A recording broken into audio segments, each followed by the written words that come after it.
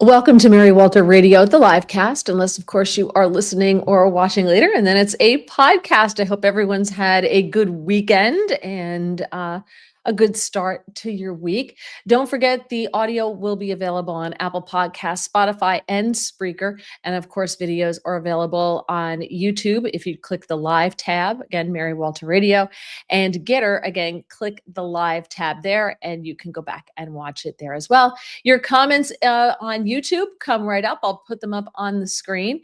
And also on Getter, unfortunately, they do not transfer over to the video. However, I can read them. All right. So if you are watching on Getter as well, please feel free to leave comments there because I think you're going to love this guest. This is a new guest, so please be nice. All right. She's wonderful. I had the opportunity to interview her several times when I was filling in on David Webb's show and when I was filling in over on WPHT for Rich Zeoli. And I really liked her. And I put her on my list of people that I would love to get on the podcast. And she said yes. I couldn't believe it.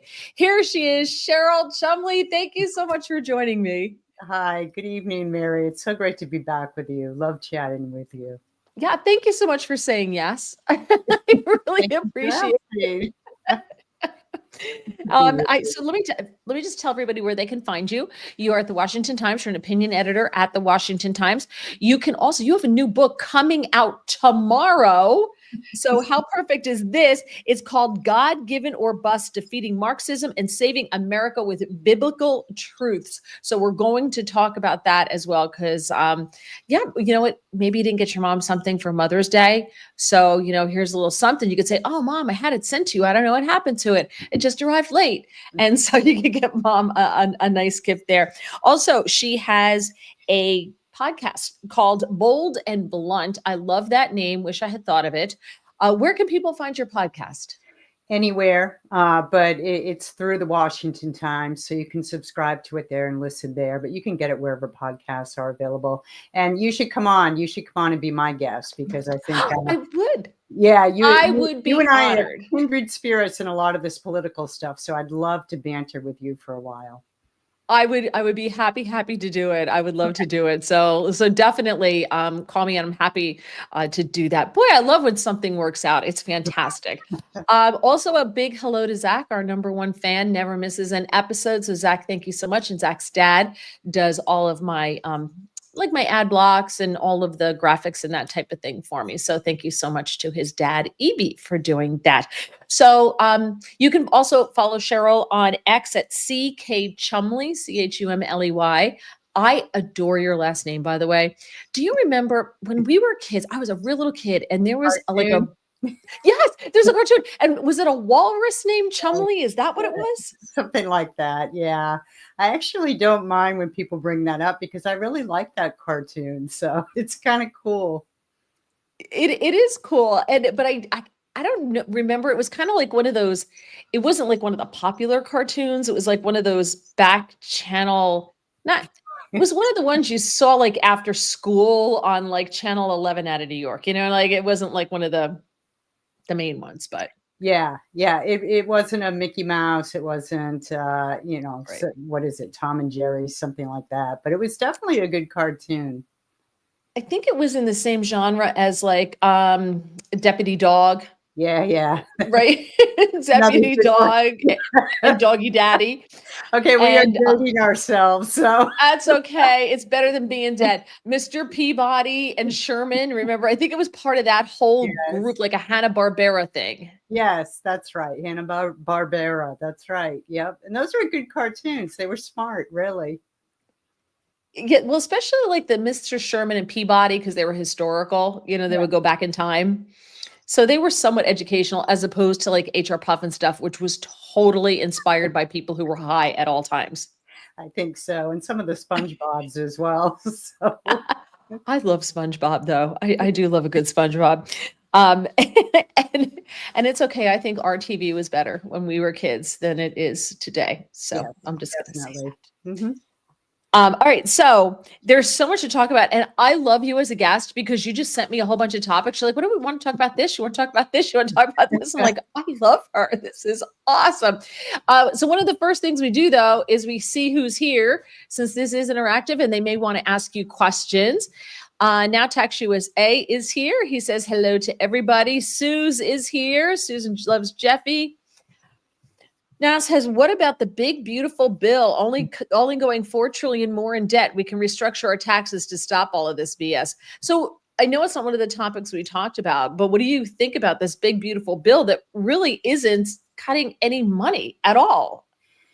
Yeah, the federal government doesn't cut anymore, right? And the national deficit is sort of that shadow that hangs over us all, and it keeps getting booted down the road. The can keeps getting kicked. And, one day we're going to wake up and we're just going to be bankrupt as a nation because our political leaders don't have the courage to do anything about it. In Trump's bill, at least it makes permanent the tax cuts. At least it brings forth some funding for some border enforcement measures, which is all good. And it actually honors a couple of his campaign promises about the no taxing on tips, the reduction of taxes on Social Security and things like that. And I do like how it tackles Medicaid, which is something that really grew under Barack Obama, and nobody wants to touch it. So here we have President Trump at least taking a look at it and trying to reel in some of that waste. Didn't Bill Clinton tackle Medicaid, and he was the one who made work requirements for that? Was that Medicaid, or was it Medicare or welfare or something? I thought Bill Clinton had work requirements for one of those social programs. So I'm not 100% positive which program, but I do remember Bill Clinton, a Democrat, no less, right? The last time there was a Democrat that actually still liked America, it seems like, in the White House. No fan of Bill Clinton's, but he did do some things like that. And I think the work requirements came forth mostly because of the pressure of Republicans. And that was back when Democrats and Republicans actually used to talk and work together. So I think you're right on that, Mary. Yeah. That makes you an even better guest to tell me that I'm right. Thank you. Gregory says he recognizes your voice. He must have been listening when you were on, when we had you on one time. So there's that. Let's see. Now Tax USA wants to get rid of taxes, obviously. Very interesting organization if you're ever looking for an interview. Very interesting organization. They say Marxism started in America, started with the 16th Amendment. The government gave themselves to take our income in 1913. And I remember the income tax. This is the one thing I love when people talk about, like, tax the rich, tax the rich. I'm like, you realize that the income tax was only on the wealthiest, like the 1%ers, the people you want to tax now. And within a generation, everyone was paying it. So it sounds good when they sell it to you, and then you get the product. You're like, wait a minute, this isn't what I signed up for. And within a generation, again, we'll all be paying any additional taxes or anything else that they want to do to tax the rich and make them pay their fair share and everything else. Next thing you know, we're all rich. They don't seem to learn from this. What's funny about the 16th Amendment, because it seems to come every few years, there's some group that raises the whole legitimacy of the 16th Amendment and talks about how that it was never properly ratified, it's basically illegal, and that Americans should test that premise by refusing to pay your federal taxes, which there have been some people to do that over the years, and they end up in jail as expected. But as I understand it, the income tax was only supposed to be temporary, and here we are, like all things that gets put in place by the government, they just don't go away. There's I believe there's a tax on your phone bill that was put in war or something, right? Right, exactly, to fund like the War of 1812 or something, right? Like still paying it. Yeah. They never go away. Gregory has a question for you. He said your podcast, Bold and Blunt like a smoke or blunt like direct? Okay, see, I never even would have thought of that. Do I have to change the name? Really? Is that the question out there? Bold and blunt, direct. He also says it was Tennessee Tuxedo. That's it.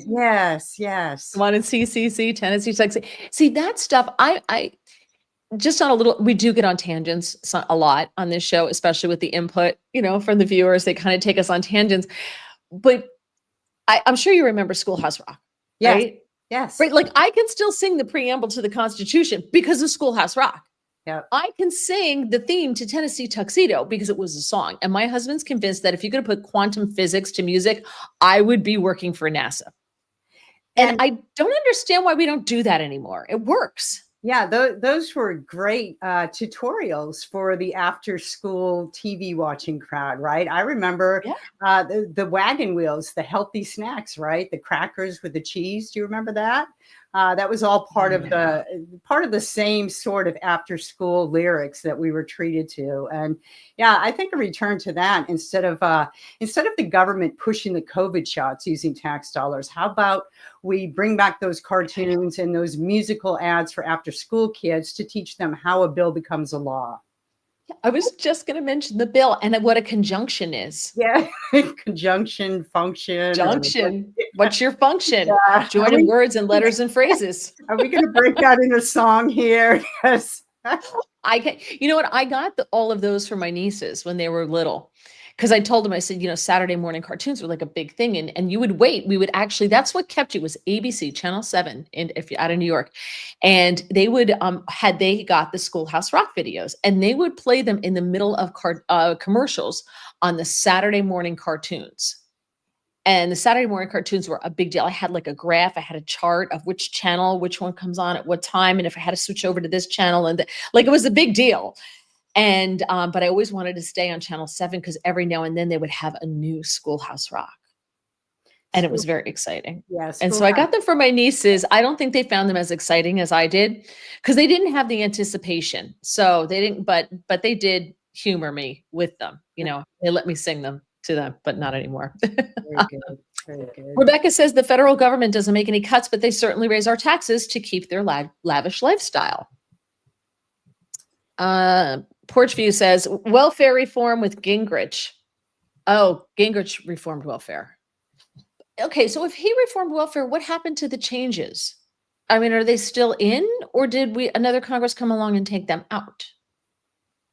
I'm not sure the transition on that, but I do know that, over the years, we don't have anything near the requirements for entitlements, receipt of entitlements in this country any longer. Yeah, no, absolutely. Now the tax cuts are good, but they cost us $1 to $2 trillion in debt.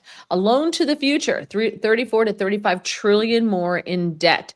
Mango Mush, 30K and under no tax. Everyone else pays 17% no matter how much you make. So he's saying is under 30 grand, you don't pay anything, but everybody else pays 17% no matter how much you make. So it's kind of like a flat tax hybrid, except under a certain amount, you don't pay anything.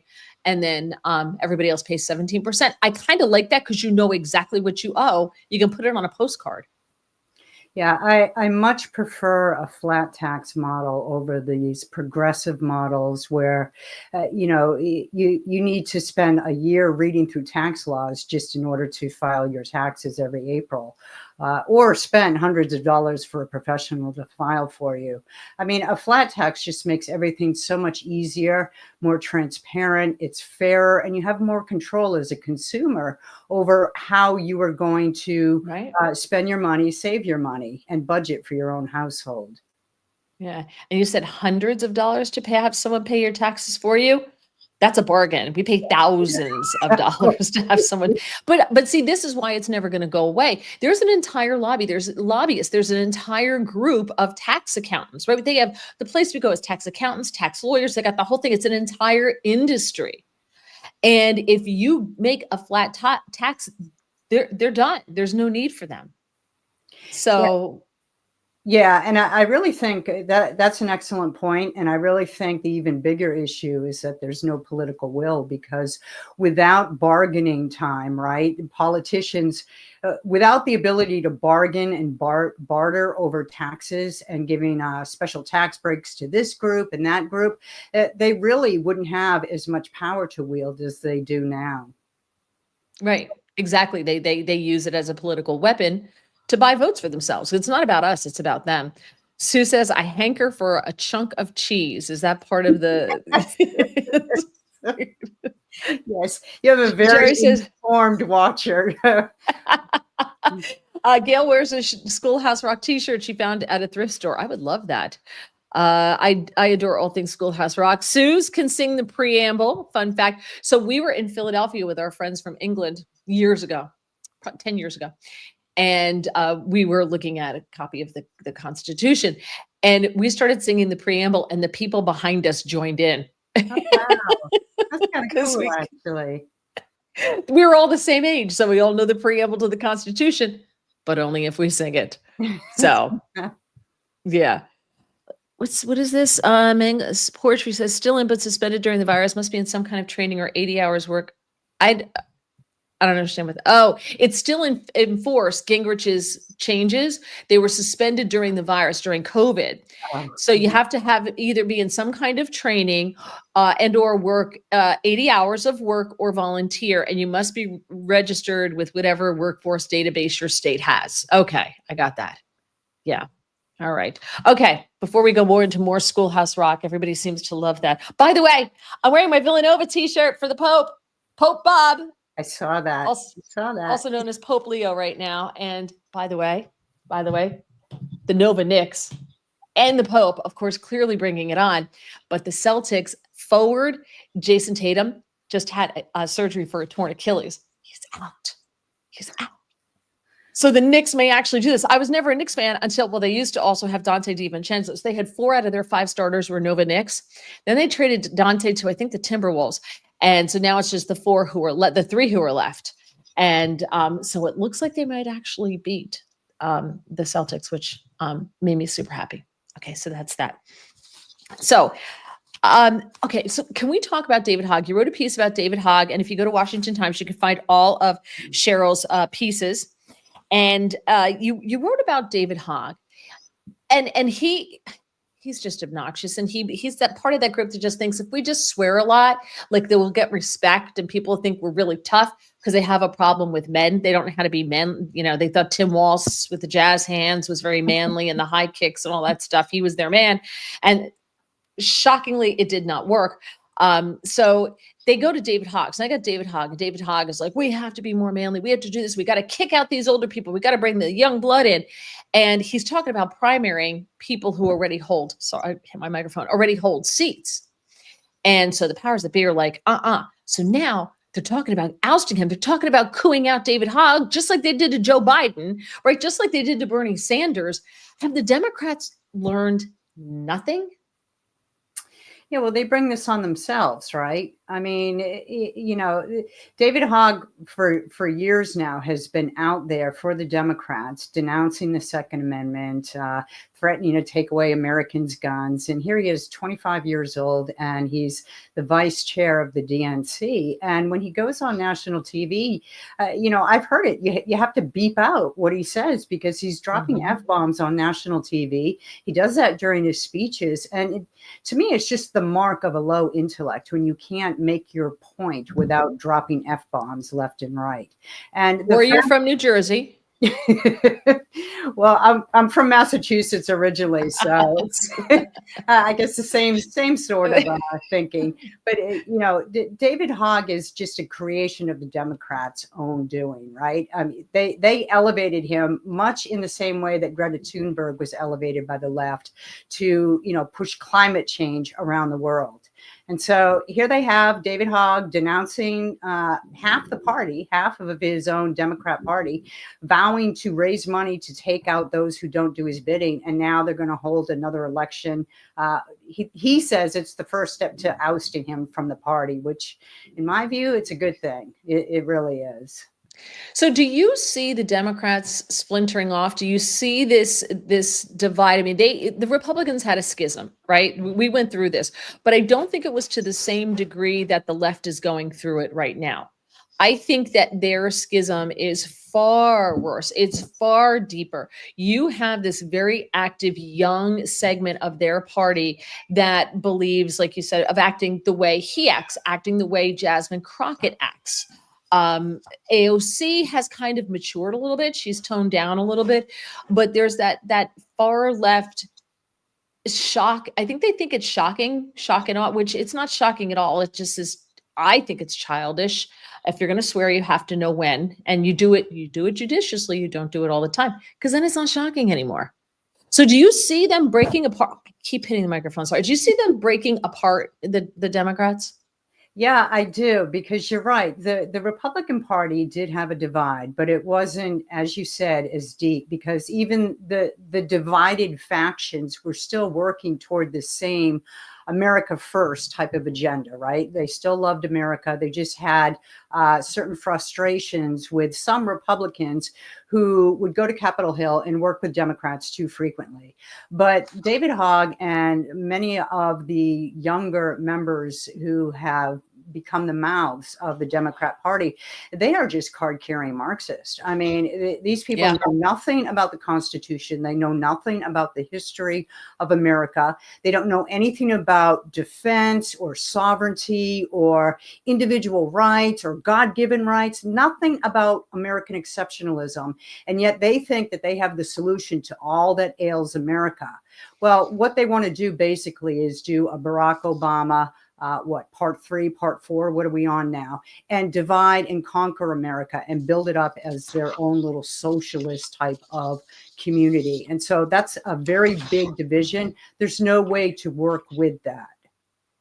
Right. No, I agree with that. And I don't know, they seem to be also, that segment, taking a very dangerous turn into violence and, cheering assassination, and just physical violence and all types of violence, because it's, it's necessary. It's worth it. It's okay.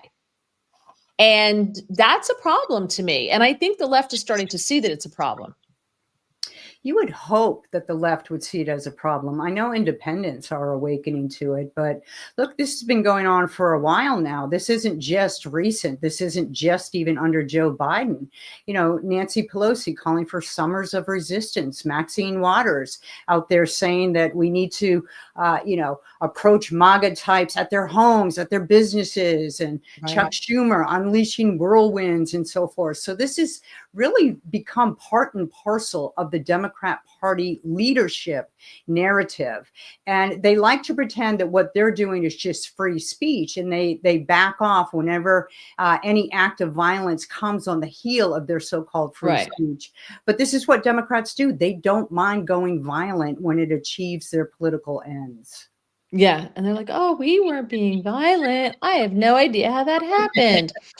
I have a bone to pick here with Gregory. Did you go to Villanova with Prevost? How old do you think I am? No, I didn't. Gregory went to high school with him for 2 years. Oh, Gregory, you make friends and influence people. Porch View says you wrote a good piece on Hogg. Mangamush says Tim Walsh is about as manly as Liberace. Ron says at least Liberace was entertaining. Now tags, David Hogg is clueless. The Dems want to tear it down so they can say we have at the answer, and it's not free enterprise and it's not free trade. Exactly. Jerry says, every time I see David Hogg, he reminds me of Elmira Gulch from The Wizard of Oz, Toto's abductress, on his bicycle on the way to be a victim of the Parkland shooting. Remember that? Yes, it's very specific. I went to school with Shore Essentials there from elementary school all the way through high school. So it's a very nice guy, maybe a little specific, but that's funny. All right, let's continue talking about the Democrats. You wrote a piece about the Democrats being shocked that President Pudding Pants has mush for brains. Yes. And I got into it today on X. I only got blocked by one person today, so it's not my personal best is like 7 in one day, but only one today, because I said, well, because they refused to acknowledge what they saw. I didn't see anything. I didn't see anything wrong with him. I'm like, really? Did you not see him fall up the stairs? Did you not see him wander off into the forest in Belize? I mean, how did you not see these things? And they just refuse to believe it. What's going on? Do they really not see it, or are they just gaslighting us? Yeah, I think there is some delusion still among the Democrat voters that really do think Joe Biden is a better president than Donald Trump. But by and large, I think they're lying. I mean, you listen to Jen Psaki, which is how I opened that piece at the Washington Times. She was asked directly, did you guys basically cover up for Joe Biden's mental incapacities? And the way she ducked and dodged that question, and it was asked twice. She never did come out and say no, right? If somebody asks you, did you cover up? It's a yes or no question. So, we got treated to the story of her daughter in school or something. And then she went all over the map instead of answering the question. And that just tells me, of course they knew. Of course they knew. They knew from day one. They knew at the same time you and I did when we saw Joe Biden campaigning from the basement with his wife, holding onto his arm so he wouldn't fall over during the COVID years. And then from there, it just got worse. And so they worked hand in hand with the media to perpetrate this cover up of sorts, which really wasn't even a cover up because it was so obvious. They just wanted to gaslight us and shame us into silence and not to speak out about what we saw with our own eyes. Well, what's interesting, and this is where they get caught up, is I'll say, well, then how come Special Counsel Hur said in his report that Joe Biden was a well-meaning elderly man with a poor memory? And that's why he chose not to prosecute him, because he couldn't stand trial. He wouldn't be, a jury would think that it's really mean because he's an elderly man with poor memory. So I really can't prosecute him. So was Hur lying? And they can't answer that question. And that's when I get yelled at and called, the see you next Tuesday word and, all sorts of things. And because they can't reconcile, I'm like, okay, I'm open to it. Was Hur lying? And they're like, well, clearly he was lying. I'm like, well, if Hur was lying, then why wouldn't the administration release the audio tapes of the interview of her the 2-day interview he had with Joe Biden? Well, they released the transcript. I'm like, you believe that? And if the transcript is true, then why not release the recording? Why not? And they can't, muddle that out in their brains. Like they can't just put those puzzle pieces together to figure that out. It's kind of like watching a monkey try to get a nut out of a jar. Like if they pull it out, their hand gets stuck and they have to let go of the nut to get the hand out. Like they can't just figure it out. And you watch them trying to noodle it out and they just can't get it. Well, people who need that report to tell them what is slapping them in the face, right? People who need the Hur report are the ones that are going to deny based on delusion anyhow, because we don't need a report to tell us what we could all see with our eyes, our own eyes, for so many years. And, when you have a president who high steps it on the sand on beaches because you're wearing his special shoes and then struggles to get his coat put on and then falls off his bike once, twice, however many other times, and then tells people to stand up who are wheelchair bound and calls out dead people to come to the stage and take a bow. And these things just every day.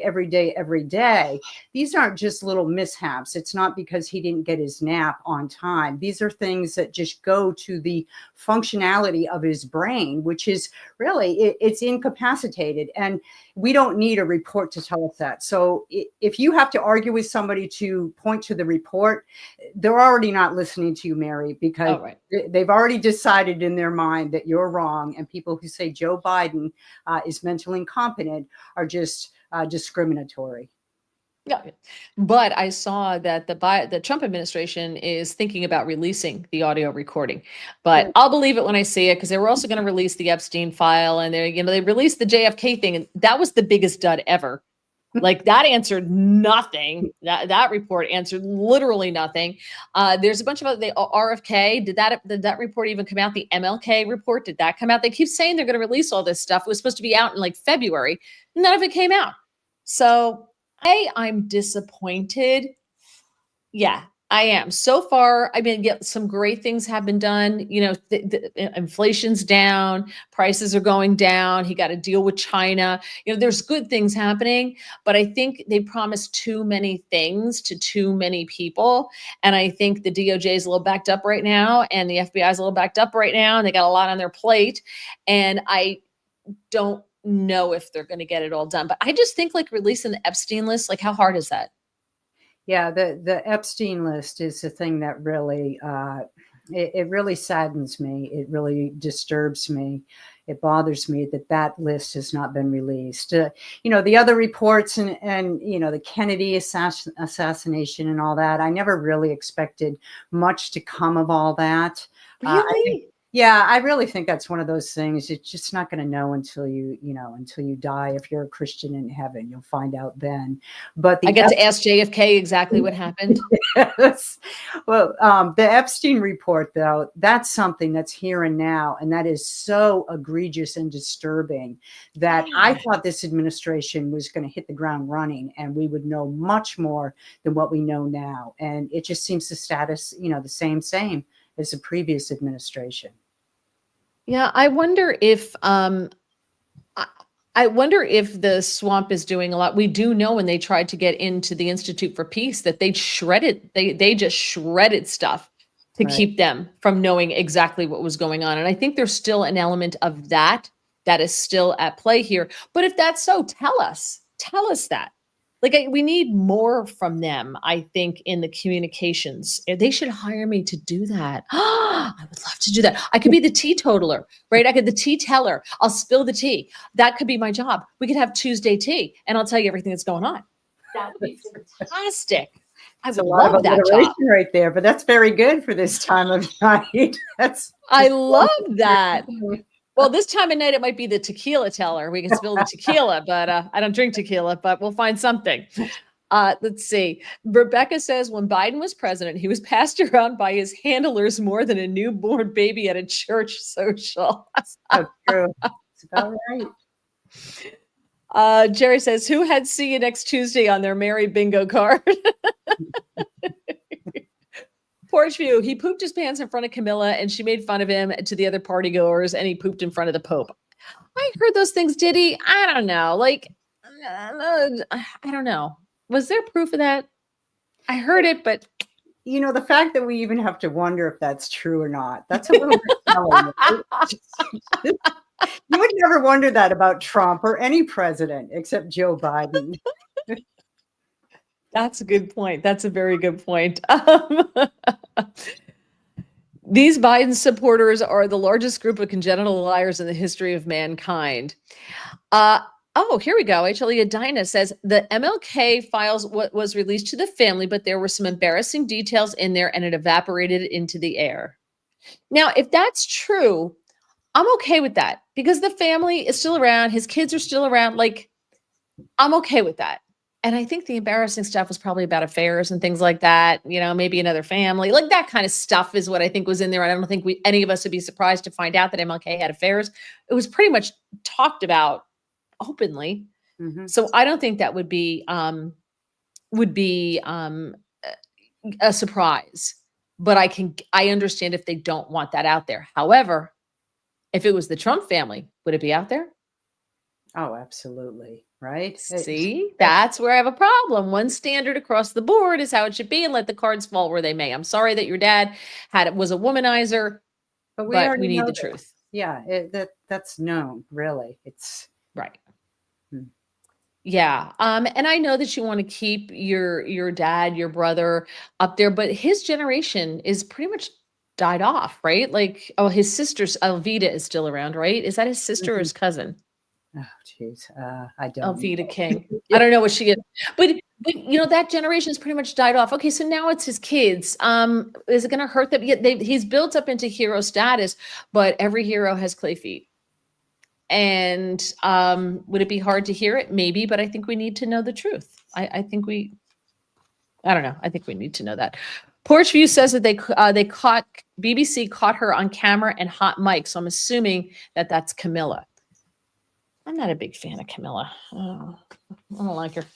I don't like what she did to Diana. I don't know. But in the end, who's sitting with the crown on her head? So, kudos to you. Well played, lady. Got to give her credit. Okay. All right. Okay. Let's talk about the Cutter plane. You wrote a piece about this as well. And you said we don't need no stinking Cutter plane. And I get that this whole thing doesn't look right with Trump. But the point to me of the whole thing that everyone's missing is Boeing couldn't get the president a new plane. They couldn't get it done. It's going to take years for them to get it done. And Qatar does make some of our military aircraft. So if Qatar's okay to make our military aircraft, why are they not good enough to make Air Force One? Now, are they going to have to take it apart and probably like scan the whole thing for bugs and this and then everything else? Yes, just like they do with any fighter planes that we get from Qatar. But to me, this is Trump needling Boeing to get their act together because they can't deliver a plane. They can't deliver an Air Force One. Our own country, Boeing, can't get their act together enough. And I just think this is him needling them. That's just me. You could be right. I see it not just as a possible national security issue, because Qatar, of course, is sponsor of terrorism and no real friend of America. But I also see it as a note of pride for America. I mean, we're Americans. We don't need to take airplanes from other countries. And even though what you say is true, right, that Boeing was dragging its feet and so forth on getting Trump a new Air Force One, and there's some difficulty in manufacturing. This is the president who promised to make America great again with manufacturing. So what better symbol to kick off a great, manufacturing run nation and the 250th, pride in America, than to tell Qatar, no, thank you. We don't need your plane. We'll do with our own.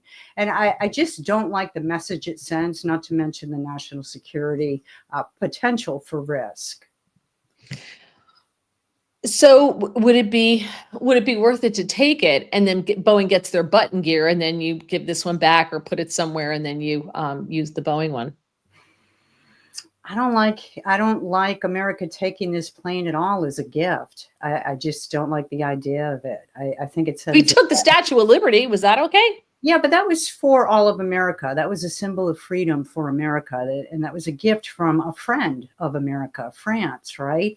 Qatar is a different, it's a different beast. It's a nation that we have identified as harboring terrorists, as being hostile to America, to not being exactly a friend of America. And it almost seems like a Trojan horse type of deal, where they're taking advantage of our country right now, struggling to get our manufacturing sector up and running so we can make our own Air Force Ones. And I just don't like the message it sends. I don't like the symbol of it. I get it.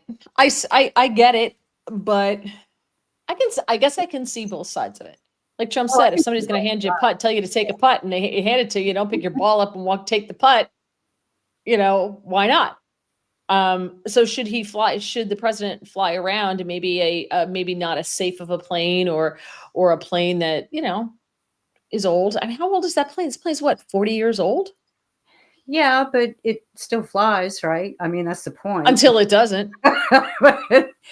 Yeah. I want to get on a plane that goes, my husband goes, don't worry, honey, it still flies. That doesn't make me feel super good about getting on that plane.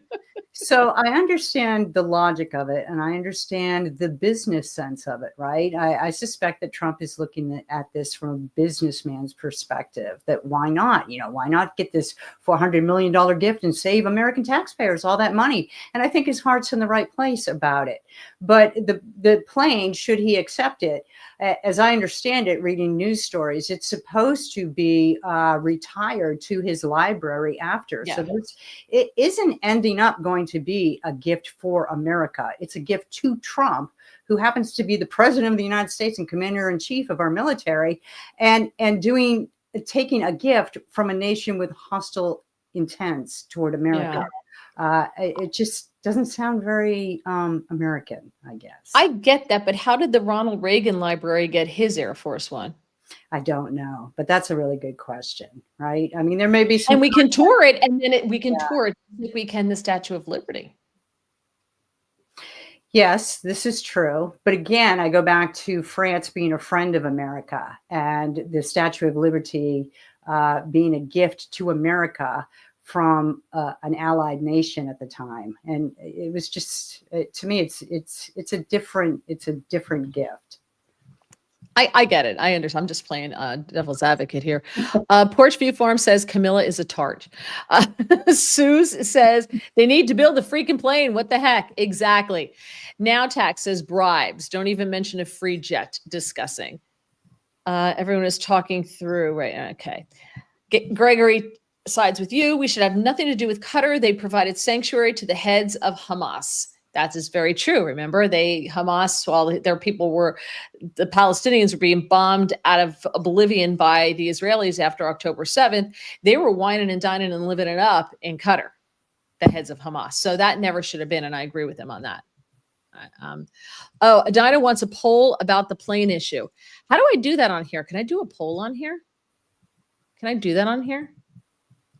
I don't know how to do that. Nobody ever asked me to do that before. Oh my gosh, how long have we been doing this and I don't know how to do a poll? Somebody tell me how to do a poll and I'll do it, but I don't know how. Do you know how to do a poll on here? No, I'm going to go with nobody knows how to do it. Style. I got nothing. I don't know how to do a poll. Private chat. Ooh. Yeah, I don't know. I got nothing. Somebody want to tell me how to do it? I'll do my best, but I don't see how to do it here. Tech support should know. My husband's tech support. He just yelled from the other room. I'm working on it. He's looking it up. All right, he's looking it up. Agree, Gregory. However, Trump is sucking up everywhere. I think Trump flatters people who he knows that flattery will get him everywhere. Flattery will get him everywhere. Look at what he just did with Saudi Arabia. They pledged something like $700 billion dollars. And he said, well, you could make it an even trillion. And what did they do at the end of the meeting? At the end of his trip? They made it $1 trillion. Because he flattered the hell. Look at this guy. I love this guy. He's great, isn't he? Isn't he? He's the best. He flatters people, and he knows that flattery will get you very, very far. He's smart in that way. You get more flies with honey than you do with vinegar.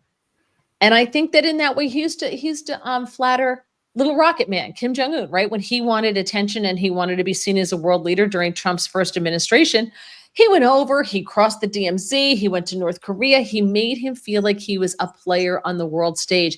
And then he stopped shooting his rockets everywhere. And people were screaming, I can't believe that he made that guy, he legitimized a dictator. And he also stopped shooting rockets at Japan. So flattery will get you everywhere. Let's see. Suze said he should not accept the plane. He's using it as another troll. What are they obsessed over now? That's true. All right. Oh, you got to swing. Oh, how to do a poll. Manglemush says you got to swing on it, Mary. Thank you. I appreciate your input on how to do a poll here. All right. The trade war. You wrote a piece on Democrats actually rooting for China and not the success of Donald Trump. And I think you absolutely nail this. And you make a point that I did not hear anyone else make. Floor is yours. What did you notice? And in order to write this, because I've seen it, but I never thought about the way you saw it. Oh, well, I don't know. What did I say? I know. Well, you said that the Democrats. You talk about a survey. That found the majority of polled Democrats actually want China to beat Trump's administration in the trade war. Most self-identified Democrats want China to win the tariff war with the Trump administration than those who want Trump to win, 32 to 30%. Now, okay, it's not a lot, but still 32% actively rooting against America and actively rooting for communist China. And another 38% of self-identified Democrats saying they weren't sure which is almost as bad as saying, we'd rather root for China, the communists in China, to win the trade war against America. Look, this is just the far leftist infiltration of the Democrat Party. It's no more clear on display than it is with this survey. If you think that Democrats are still on board with America first, America being the exceptional nation of the world, America the great and all that, this Democrat Party has so far turned the corner that they are actively rooting for communists over American citizens. And it's just despicable how far this Democrat Party has fallen. Yeah, no, absolutely. I'm going to sneeze again. Hold on. Oh, bless you.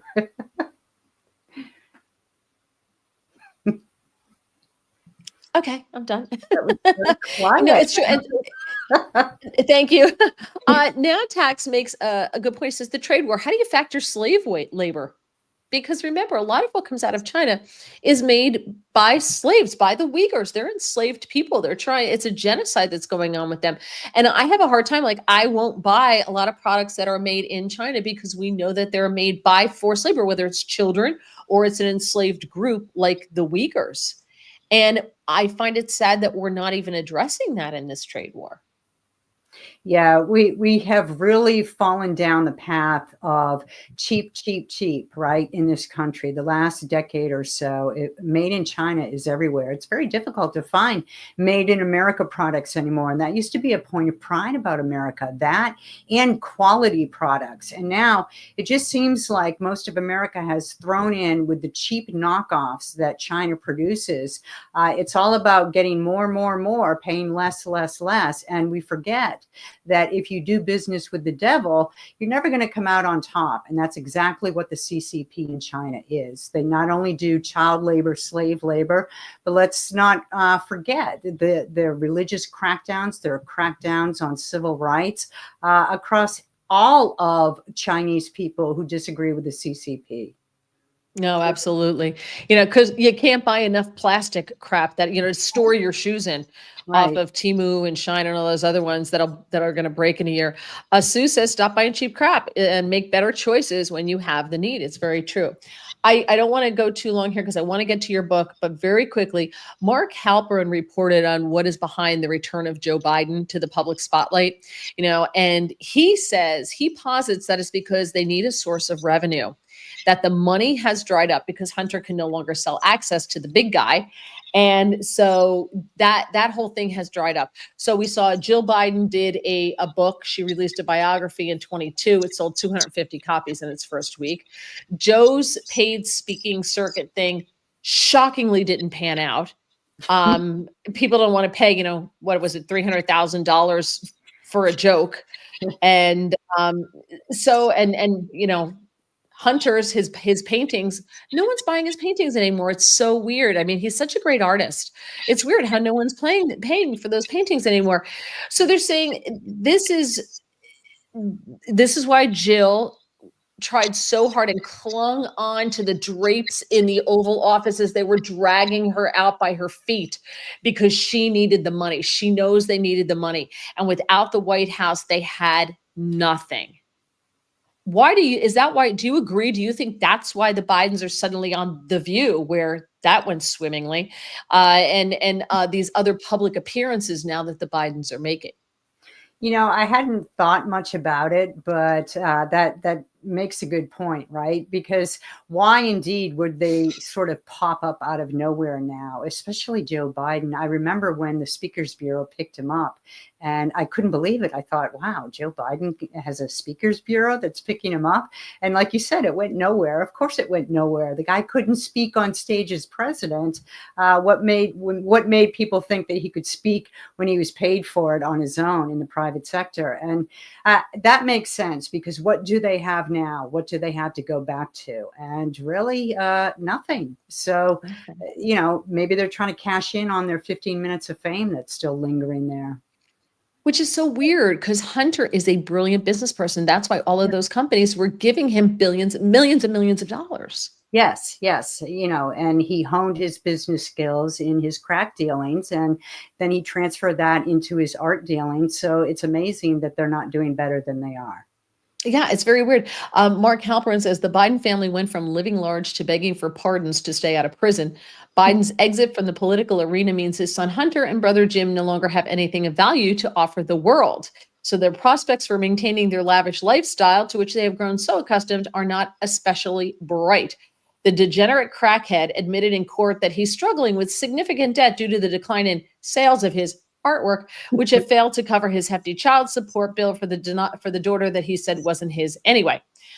He's got some issues. That poor little girl, by the way, oof, that kid's going to grow up with problems. Hopefully her mother can keep that together. So speaking of the Bidens and their presence on the world stage, and Dr. Jill writing a book that failed miserably, tell us about your new book, which is going to blow hers away. God Given or Bust: Defeating Marxism and Saving America in Biblical Truths.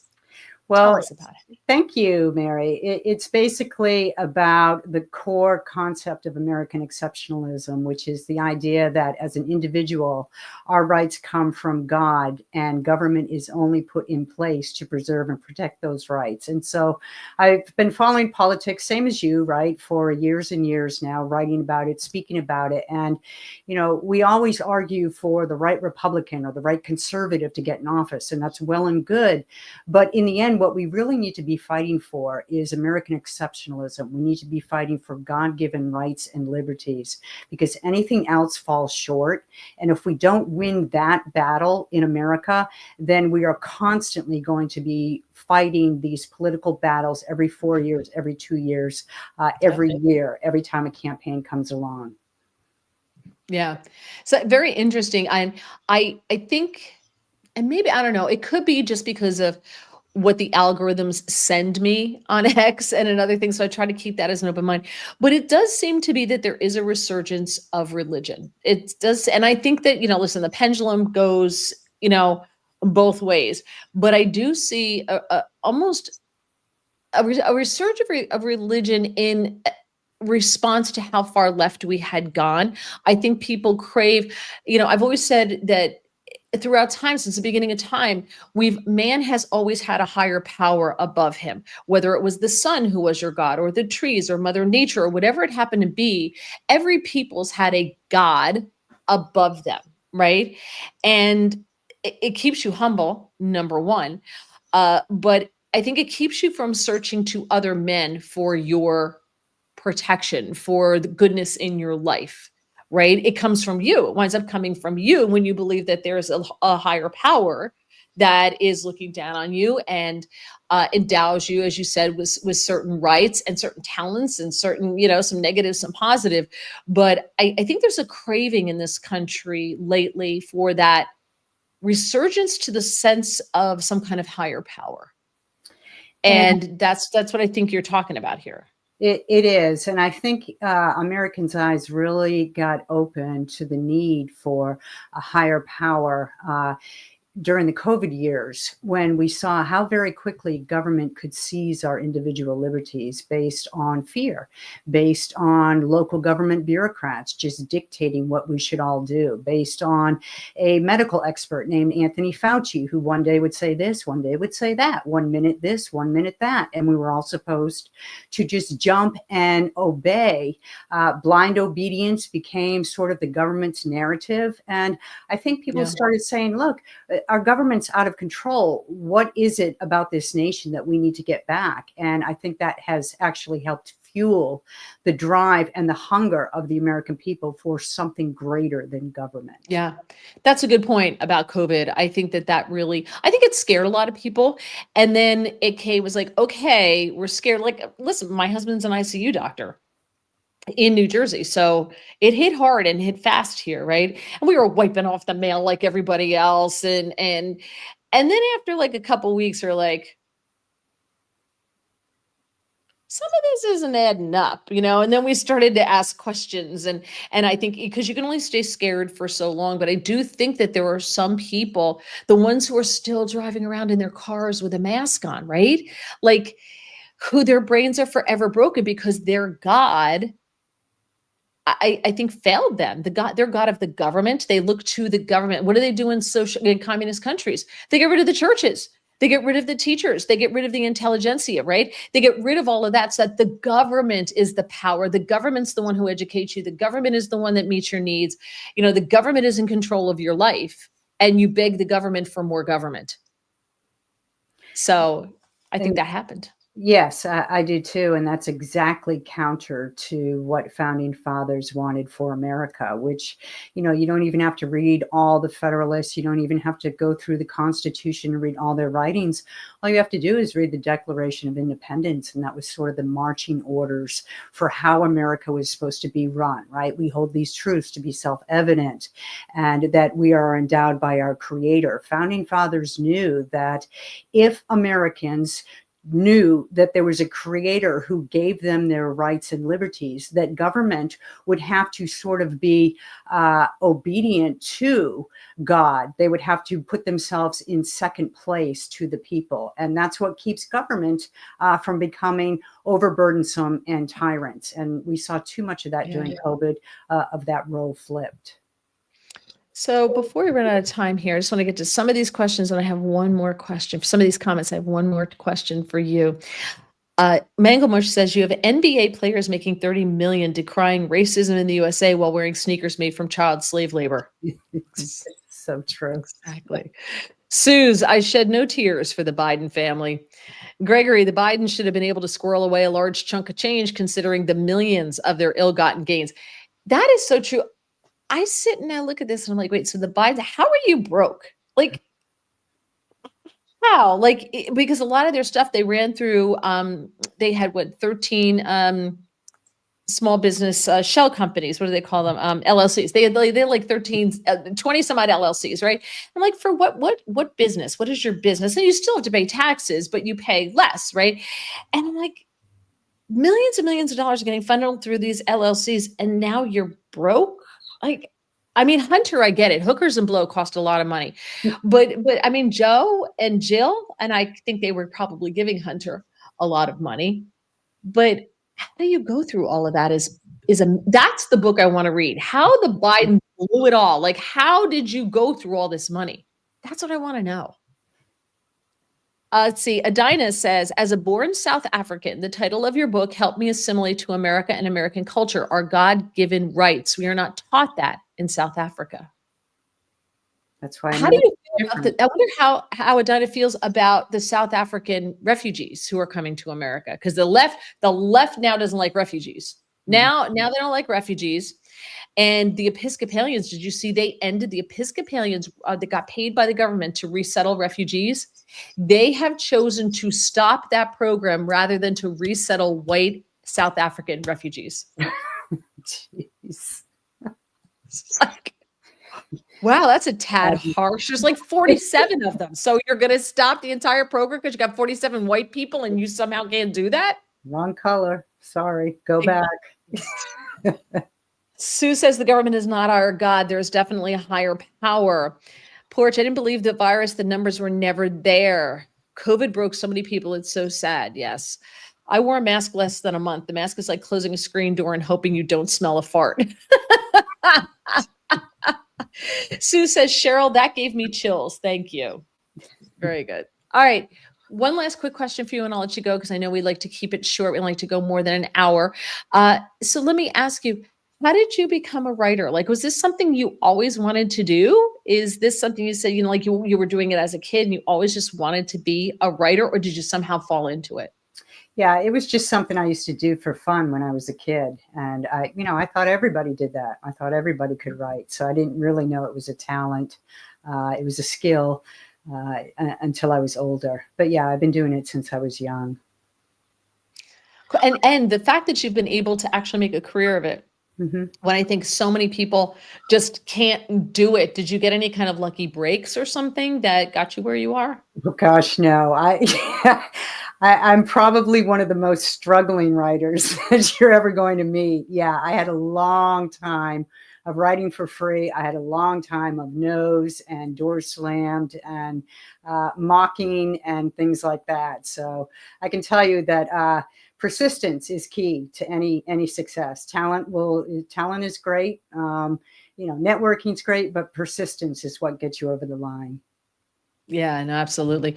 All right. Porch View says, this has been a great guest. Thank you so much. God bless Cheryl. This was great. And one thing before we go, Piers Morgan interviewed Pope Leo's brother, who served on the same Navy ship as Steve Bannon. Oh, no kidding. That's kind of cool. I think this guy's going to turn into Billy Carter, you know, and Roger, what was Roger Rodham, Hillary Clinton's brother? Remember? Yeah. I do. Yeah, that's everybody's got one, and this is him. This is the guy. This is Leo's Pope Leo. His brother is going to be the one who's going to be Billy Carter, the Billy Beer. We're all over again. Thank you so much. You can follow Cheryl on TruthSocial and on X at Ckchumley. You can also, don't forget, her book comes out tomorrow, God Given or Bust: Defeating Marxism and Saving America with Biblical Truths. And you can also, don't forget to check out her podcast, Bold and Blunt Podcast. And no, not that kind of blunt, Gregory, but thank you for asking. Thank you, Mary. Thank you so much. Have a wonderful one. Thank you. I appreciate you joining me. Have a great week. Bye. All right, everybody. Thank you so much for joining me. I will be in for David Webb this Friday. I'm on the David Webb show I'm on Rob Carson. I'm in for Rob Carson this Friday, noon to 3. I'll be on the Rob Carson show. That is nationally syndicated. WCBM out of Baltimore is Rob's home station. So you can also look for WCBM and you can listen there. I think they're on, TuneIn. You can listen to them on TuneIn and also their webpage or locally near you. And that's it. So have a wonderful week, everybody. Monday, I'll be on the Chris Salcedo show. At least I should be, if all goes well. Thank you so much for listening, and God bless everybody. Bye.